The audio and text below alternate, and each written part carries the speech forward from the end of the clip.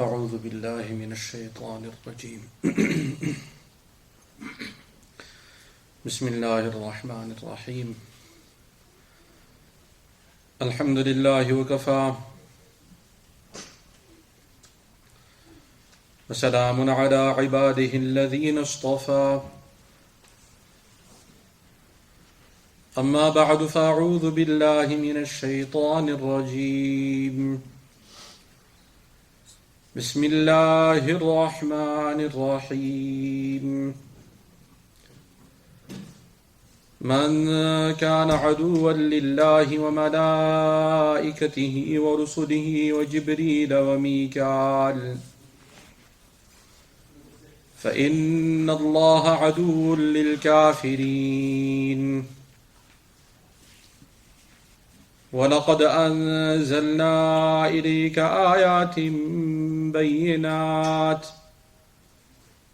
وما يكفر بها إلا الفاسقون صدق الله العظيم. Ayat number 98 of Surat al-Baqarah, the bayan or discussion regarding the objection of the Bani Israel, the objection that the Yahud, the Jews had, that this Quran, it is a revelation that has been revealed through Jibreel alayhi salam. There are quite a few titles given to him in the Quran: Ruhul Qudus, Ruhul Amin, and other titles as well. But the Bani Israel or Yahud, they mentioned that this Quran being revealed through Jibreel Amin alayhi salam, we cannot accept this Quran. And the reason is that Jibreel alayhi salam, he was the angel who on certain occasions he was sent to punish the Bani Israel or some of the tribes of the Bani Israel. These punishments, they were from Allah subhanahu wa ta'ala. But Jibreel alayhi salam, he was sent as a median to punish them for some of their misdeeds and some of their sins and disobedience that they had committed. As far as enmity or making an enemy of someone, the Bani Israel, they made an enemy of Jibreel alayhi salam. They considered him their enemy. What is a reality that whenever a messenger is sent, whenever a person is sent for a particular task, that person is a type of ambassador and a representative of the people that have sent him. Jibreel alayhi salam, though he was sent to punish the Bani Israel, the hukum of punishment or the commandment of punishment, it came from Allah subhanahu wa ta'ala. So to make an enemy of Jibreel alayhi salam is like indirectly making an enemy of Allah subhanahu wa ta'ala. And it's not something difficult to understand in this world. Every country has ambassadors. These ambassadors are representatives of the country that has sent them. Anytime or the ambassador does something, he's doing that as a representation of the country that he's representing. So you will rarely find that the ambassador, he will go against the rules of the country that has sent him. These ambassadors, they know and they understand the system of the country that has sent them. They understand the culture, they understand the mindset, they understand the laws and regulations, and they go through a very stringent process before they are selected. Even if there may be a government that would go against the ambassador, at least in this worldly life, the ambassador will have solid proof that whatever he or she has done, he has done as a directive of what the government has told him to do. And if the government has instructed him or her to do something illegal, at least in the worldly sense, then they can easily claim that this illegal act was not theirs doing, it was they were commanded to do so by so and so. That is why we have impeachment hearings going on. Okay? This big debate between the ambassador to Ukraine and whatever else is going on. At the end of the day, the ambassador has already cleared himself that I didn't do anything wrong, I was instructed. So you cannot even hold the ambassador, or the ambassador of any country cannot really be held as doing something illegal. Because anytime they do something, there is a directive coming from somewhere from the government. So this indirect, whatever they may do, at the end of the day the blame falls on the government or the person that tells them to do that illegal act. Or legal act, whatever it may be. Similarly, when Allah subhanahu wa ta'ala sends Jibreel alayhi salam, Jibreel alayhi salam, he's not acting of his own accord. He doesn't have the system that he does whatever he wants. This is not how he acts. Anything that they do or even they want to do, first and foremost they have to get permission from Allah subhanahu wa ta'ala. And yes, there are times where the malaika or the angels, they want to do something, but they are powerless to do it. Not because they don't have the power to do it, but because they do not have permission to do it. When Sayyidina Ibrahim alayhi salam, he was being thrown into the fire. He gave da'wah to his qawm, his nation, and his nation was not listening. At the end I'm cutting the story short, he broke their idols. And just to make clear to them, to make clear to his qawm that the idols don't have any power. But he left the big idol. And when they came and they saw that all their idols were broken, they brought Ibrahim alayhi salam. They said that there is this youth that keeps talking about them. When they brought Ibrahim alayhi salam, they asked him, أَأَنْتَ فَعَلْتَ هَذَا بِآلِهَتِنَا يَا إِبْرَاهِيمُ? That are you the one who has done this to our gods, O Ibrahim, that you've broken all our gods? You left the big one over there. So Ibrahim alayhi salam, he looked at his qawm. He said, بَلْ فَعَلَهُ كَبِيرُهُمْ هَذَا فَاسْأَلُوهُم إِن كَانُوا يَنْطِقُونَ. He said, you see that big one over there? He doesn't have a scratch on him and he's holding the axe. He did it. Go ask him if you can get an answer out of him. And this kind of put to shame all the people of the nation. They look at one another, how we're going to make an idol talk. So Ibrahim alayhi salam, he told them, how strange people you are. Your own gods can't even talk to you. They have no response for you. They have no answer for you. And they're so weak, they can't even defend themselves. And you people are worshipping this? Then really, I feel sorry for you and whatever you're worshipping other than Allah subhanahu wa ta'ala. And this angered the people, so they made a plot that we're going to burn him. And they built a very, very massive fire. And in the end, the fire was so massive they couldn't even go close to it because of how hot how hot the fire was. So then they came up with a plan to make a catapult and to throw Ibrahim alayhi salam into the fire using the catapult. When Ibrahim alayhi salam was put in the catapult and he was catapulted into the fire, on his way to the fire, Jibreel alayhi salam appeared. And with him was Mikail alayhi salam. And Jibreel alayhi salam, he told Ibrahim alayhi salam that if you want, I have brought with me the angel of water. And if you like and you give us permission, we can ask from Allah subhanahu wa ta'ala to get permission. And we will have such a rainfall that by the time you reach the fire will be out. So Ibrahim alayhi salam, he looked at Jibreel alayhi salam and he said, did Allah subhanahu wa ta'ala send you, or are you coming of your own accord? Because if Allah subhanahu wa ta'ala sends an angel, there's no ifs or buts or questions. Like Malakul Maut or angel of death, he doesn't ask anyone. He just comes and your time is gone. He takes your soul, whether you're ready for it or not. So he said, did Allah subhanahu wa ta'ala send you, or are you coming of your own? Jibreel alayhi salam, he said, Ibrahim, we the angels and the inhabitants of the heavens, we also love you. Allah subhanahu wa ta'ala, He loves you and He's expressed His love for you. So we also love you. We want to help you. And we have to get permission from you before we go to Allah subhanahu wa ta'ala and get His permission. We just want to make sure that you're okay with our plan. We have this plan to try and help you. So Ibrahim alayhi salam, he looked at Jibreel alayhi salam, he said, you know something? عِلْمُهُ بِحَالِ يَكْفِينِي عَنْ سُوَالِي وَعَالِمُهُ بِحَالِ يَكْفِيني عَنْ سُوَالِي. Allah subhanahu wa ta'ala, He knows perfectly well my condition. He doesn't even need me to ask Him. That you're coming to try and help me? Hasbi Allah wa ni'mal wakil. Ni'mal mawla wa ni'mal nasir. Very powerful words. He said Allah subhanahu wa ta'ala is more than enough for me. He is the best being to be trusted, the one to be trusted. And He is the best of helpers. These are very, very powerful words. We should use them. We can recite them on a daily basis for protection. But Jibreel alayhi salam, though he had so much power and he had even brought the angel of water with him, he was not able to do from his own accord to take out that fire. Even though they have so much power, the fire was nothing for them. But they had not been given permission by Allah subhanahu wa ta'ala to do so. So they were not able to do it of their own accord. Though they expressed the desire to do it, but they were not able to do it. So Allah subhanahu wa ta'ala makes one thing very clear from this incident and many, many other incidents where the malaika, they want to do something from their side, but they do not have that free will and the permission of free will to act upon their will. This is what makes us human beings very different than the malaika or the angels. Not only can we want to do something, but we actually can do it if we want.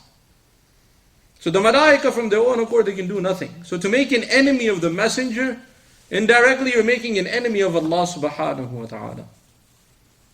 Wise people, they're very, very careful what battles they pick. They have the saying that, choose your battles wisely. They tell every man in America before he gets married, choose your battles wisely. Because, but the reality is that this is not a battle, there's no competition, Once they say something, that's it. So, anyhow, we're not going to go into those details, otherwise I might get in trouble with the brothers, but because I'll be exposing many things. Anyhow, it says choose your battles wisely. Be very, very wise in what battles you choose, or who you make an enemy of. Sometimes we think we're so smart, and we think that we can really face the enemy that we're making. Only foolish people will make an enemy of someone who controls their whole life and controls everything about their life. There's another proverb that we have in America that do not bite the hand that feeds you. Meaning, do not make an enemy of the people who are paying your salary or taking care of you or feeding you. Do not make an enemy of your parents when you're young. Do not make an enemy of your elders when you become a young adult. Do not make an enemy of your employer if you have employment. Do not make an enemy of your customers if you have a business. Only foolish people will do such things. Because once you do that, you're basically biting the hand of those that are feeding you. And making such an enemy, at the end, who really suffers? The person who's biting the hand. The one who's giving, he can give to anyone. So this is the reality of this world. It's a proverb in America that we have.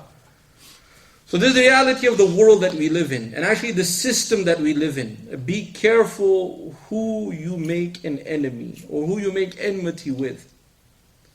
Sometimes there are situations where we make an enemy and we don't realize the consequences of making such an enemy. We make an enemy and we don't realize the consequences of making such an enemy. And sometimes making that enemy, there's no way to go back. There's no way to turn around. That system of turning around is taken out of the equation. There's no way to go back. When it comes to Allah subhanahu wa ta'ala, we have to understand that Allah subhanahu wa ta'ala has created this universe. And He has created this universe with certain laws. There are specific laws that govern this universal system. These laws are completely in the control of Allah subhanahu wa ta'ala. No one and nothing other than Allah subhanahu wa ta'ala has complete control of the system of this universe. Yes, on some occasions, to some people, to some individuals, to some groups, Allah subhanahu wa ta'ala may give some leeway. He may give some control. And even that control is very minimal control. It's not complete control. Very minimal. A little more than what the average people may have. A little more freedom. A little more openness.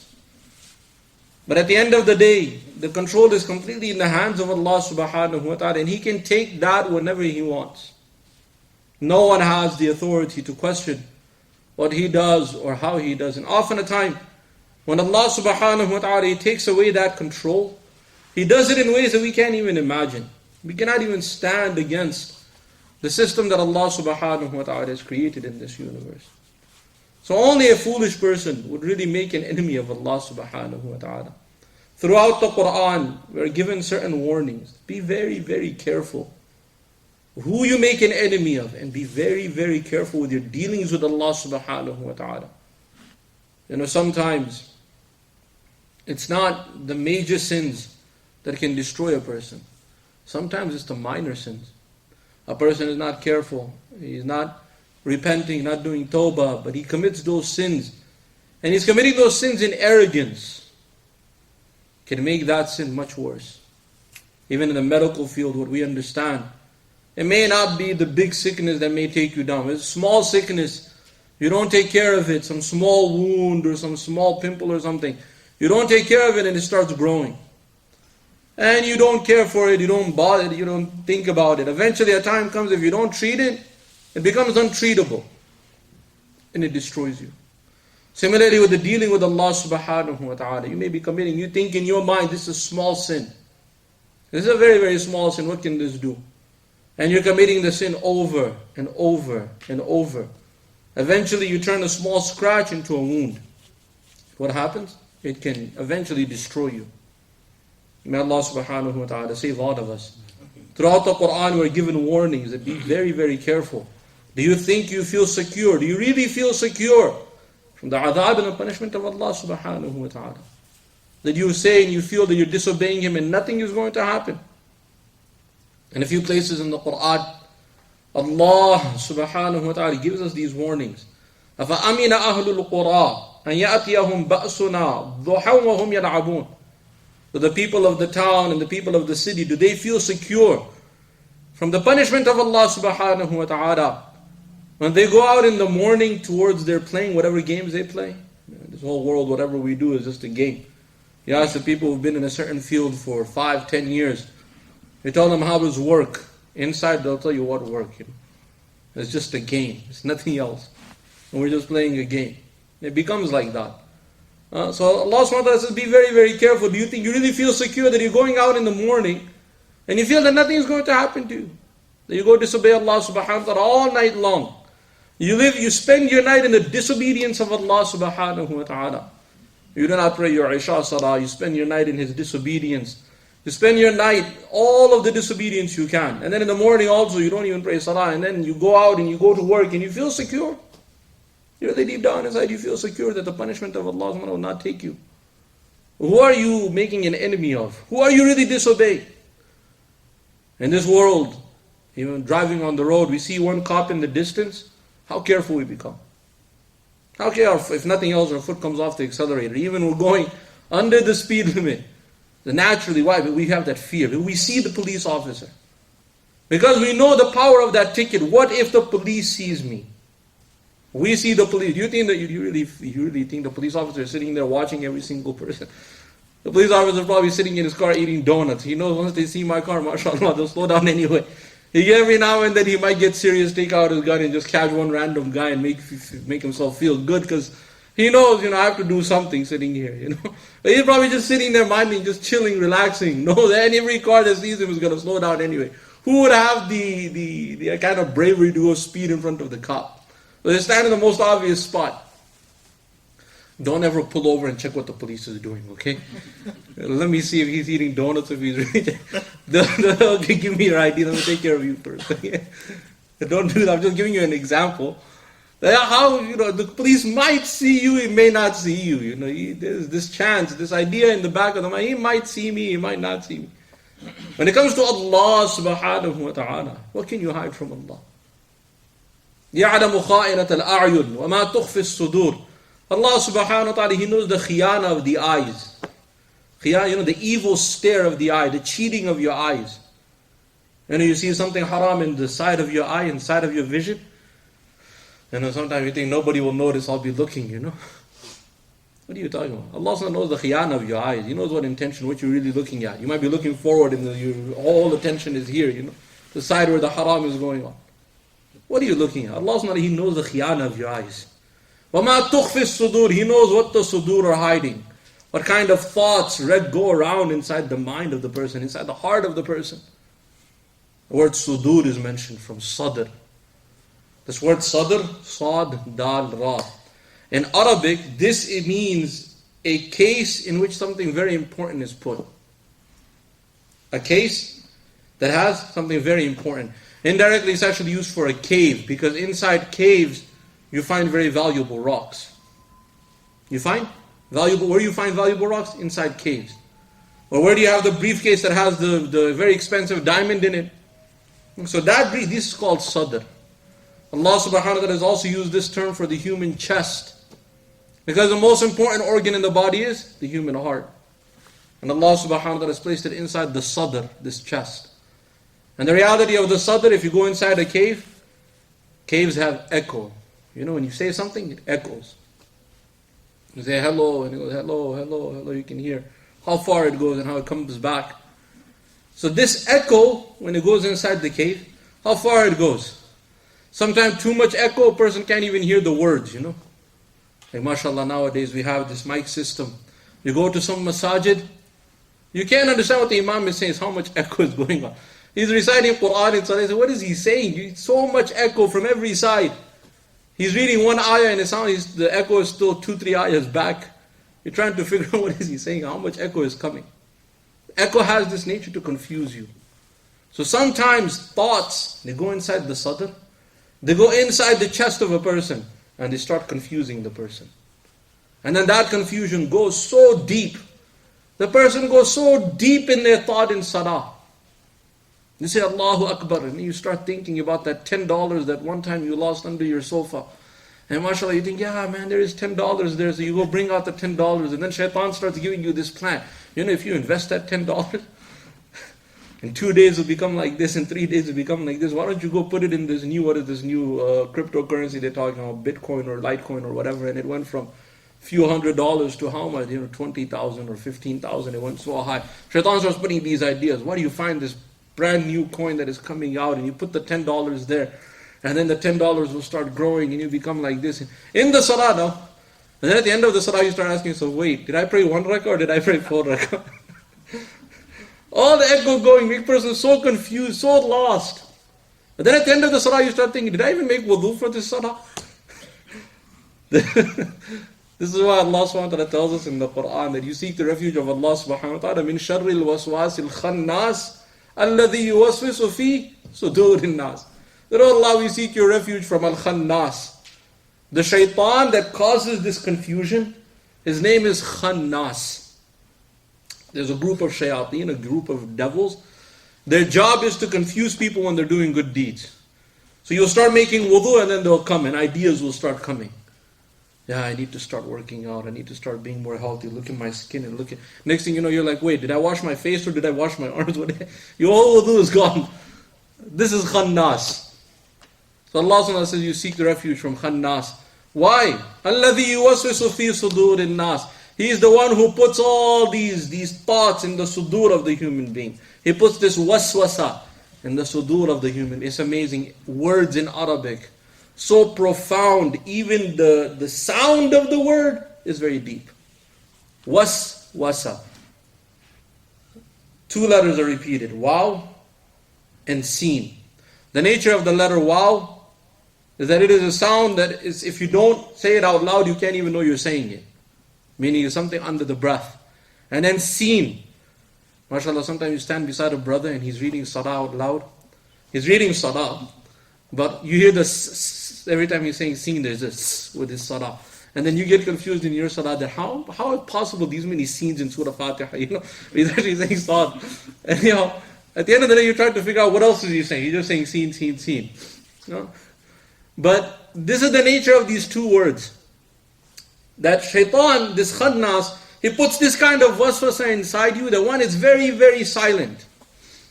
And 2, it's very confusing. Why is it very silent? Because we human beings, we have a nature that when somebody's whispering, we want to know what they're saying. 2 people, they start whispering, a whole crowd will become quiet. What are they talking about? They're talking about something we human beings, we're very inquisitive, We have this curiosity. That's why they say curiosity killed the cat. You ever wonder what that means? They say the cat has 9 lives. Some kind of gifted animal or something. It's of course a folklore. It doesn't mean anything. But the superstition is that cats have 9 lives. You kill them once, they'll come back. Kill them again, they'll come back. But they say the curiosity even killed the cat. It has so many lives. But a curious cat will eventually get killed. But we human beings are so curious Two people start whispering and everyone's like, okay, so what are they talking? Everybody starts looking at them. So you want to share? And it's some mundane thing, but we human beings, we have this nature. So shaitan, he knows this nature. He'll come inside and he'll whisper something very low, And then your mind goes, what did he just say? And all of a sudden it starts. And the human thought, subhanAllah, the human mind, what it can imagine. Our imagination, subhanAllah. There are two qualities that Allah subhanahu wa ta'ala has given to a human being. They don't have any limit. We can go so far. Two qualities. One, the quality of imagination. You start imagining, mashallah, you can become the king of the world. You can make it to Jannatul Firdaus in your thoughts, And two, the power of description. There are some people that are gifted with the gift of speech. When they start talking, subhanAllah, what they can convince you of, What kind of power Allah has put in the human ability to explain something. There was three friends, they were traveling. And the human mind, imagination and description. There were three friends, they were traveling. And in their journey, they ran out of food. So nighttime came, they only had one glass of milk, So they were looking at one another, who should get this milk? One guy said the eldest should get it. The other two said, man, that's not fair, They said, okay, then, let's all drink 1/3. They were like, no, then we'll even want more milk, right? You drink a little bit of something, the man should have just had the whole thing. So they were like, all right. One of them had a bright idea. He said, listen, that's what we'll do. We'll all go to sleep. Whoever sees the best dream gets the milk. They all looked at each other and said, yeah, okay. And he said, for safety, we're going to put the milk in the tree. They're sleeping, there was a tree. We're going to put it up in the tree so if anybody even tries to get it, we can hear them, We know somebody's trying to take the milk. They said, great idea. So mashallah, they went to sleep, Morning time came. They looked at one another. So they said, so who's going to relate the first dream? One of them said, I had a good dream. I was in the second Jannah, You had to have a dream no one could have. Said, I was in the second, there are 7 Jannahs. I was in the second Jannah. One of the other friends said, no, man. You're just making this up. Explain it. Power of imagination and description. He started. The second Jannah? The doors were so amazing, and the house was like this, and the trees were like that, the people were like this, the food, oh man. And he went into his description. MashaAllah, like a very detailed description. The other two friends were like, oh, mashallah, you were definitely, there's no way you couldn't have seen that to be able to explain it like that. Oh, man. Beautiful dream. Power of imagination and description. They looked at the second friend. So what did you see? Obviously, you had to see a better dream, otherwise he wouldn't get the milk.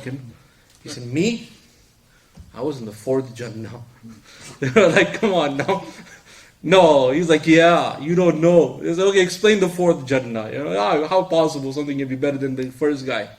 He started, the rivers were like that, and the trees were like this, and the people, and he gave whatever, it's a beautiful description. And he gave such a description that the other one was like, man, yeah, you definitely deserve the milk, man. What you saw, that's amazing. They looked at the third friend.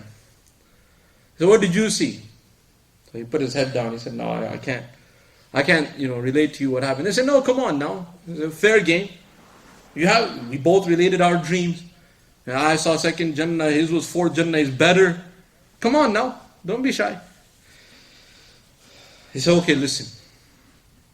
Last night we were sleeping, and a person on a horse came, and he woke me up. And he put the sword to my neck, and told me to wake up and get up. He said, I got up. And he said, you see that milk on that tree? Bring it for me. He said, I went to the top of the tree, and I brought the milk down. And he said, drink it. And I told him, no, but this is for the one who sees the best dream. So he put the sword to my neck and said, drink it. So I drank some, and I thought I would, leave some for you. So he put the sword to my neck and said, finish it. And he said, I for dear life, I finished it. They said, man, why didn't you wake us up, man? There's 3 of us, 1 of him. We could have taken him down. He said, I did try, but you were in the 2nd Jannah and you're in the 4th Jannah. How are you going to hear me? For dear life, I have to finish the milk. Power of imagination, power of description. How far we can go. So this shaitan, he knows our imagination. He knows that that just put one word there, one trigger word, and mashallah, you can go how far. So the way to protect ourselves, we should be very, very careful. Not allow shaitan to put these kind of thoughts in our minds, to put these kind of thoughts in. And whenever these thoughts do come, these kind of thoughts, these kind of things that really confuse us, we should recite قُلْ أَعُوذُ بِرَبِّ النَّاسِ. It's a very, very powerful surah. We don't realize. Because we're seeking the refuge of Allah subhanahu wa ta'ala from that shaitan that puts these kind of thoughts. Sometimes we have this question that I have difficulty concentrating in salah. If you want to be able to concentrate, recite قُلْ أَعُوذُ بِرَبِّ النَّاسِ with sincerity. Be sincere in reciting it. You'll see what kind of impact it will have on your salah. And on your other ibadat also, on your other good deeds. You'll see what kind of, if you recite it with sincerity, قُلْ أَعُوذُ بِرَبِّ النَّاسِ, say, I seek the refuge of Allah subhanahu wa ta'ala, who is Rabb al-Nas, the Rabb of mankind, Ilah al-Nas, the being who is worthy of being worshipped. That being who is the Ilah of mankind, where mankind goes to for their needs, mankind goes to for all their desires, whatever. That being that we turn to for hope. Malik al-Nas, the Malik, the king of mankind. قُلْ أَعُوذُ بِرَبِّ النَّاسِ مَلِكِ النَّاسِ إِلَهِ النَّاسِ مِنْ شَرِّ الْوَسْوَاسِ الْخَنَّاسِ. I'm seeking the refuge of Allah subhanahu wa ta'ala from the shar, from the evil of al-Khannas.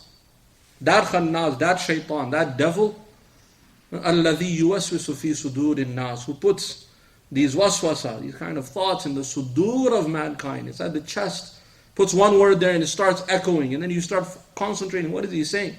And then thoughts come, the imagination opens up. So we seek in the refuge of Allah subhanahu wa ta'ala from that shaitan affecting us. Min al-jinnati wal-nas, from the jinn kind and also from mankind. This kind of khannas is not just a jinn shaitan, also human shaitan, you know. Yes, sometimes some people, they do something to us that disturb us so much, our whole salah is gone. How many times it happens? It happens a lot of times when, and I'm just giving you one example. Sometimes we give someone money as a loan. You know, they ask for a loan and you give them a loan. And then they're not paying you back. Every day that passes, you feel that pressure in the salah. Even in salah, you're thinking about that person. You know, what has he done to me? You know? That's just one example. So many others. Sometimes people come and say something to us.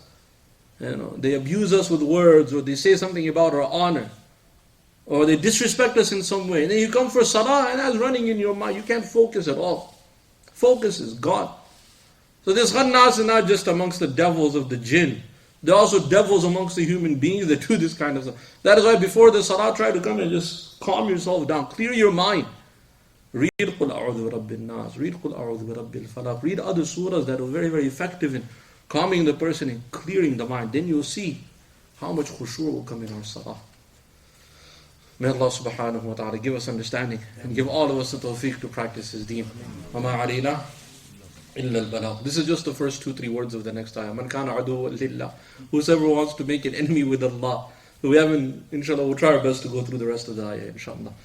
Alhamdulillahi Rabbil Alameen. Wassalatu wassalamu ala Sayyidil Mursaleen.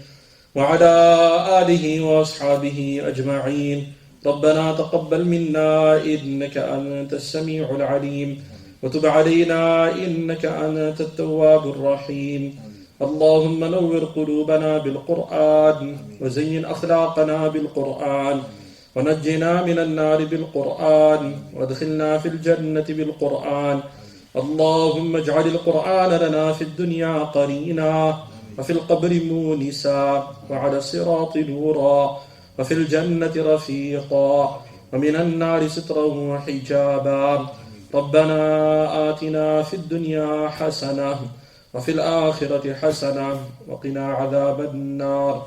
سبحان ربك رب العزة عما يصفون وسلام على المرسلين والحمد لله رب العالمين.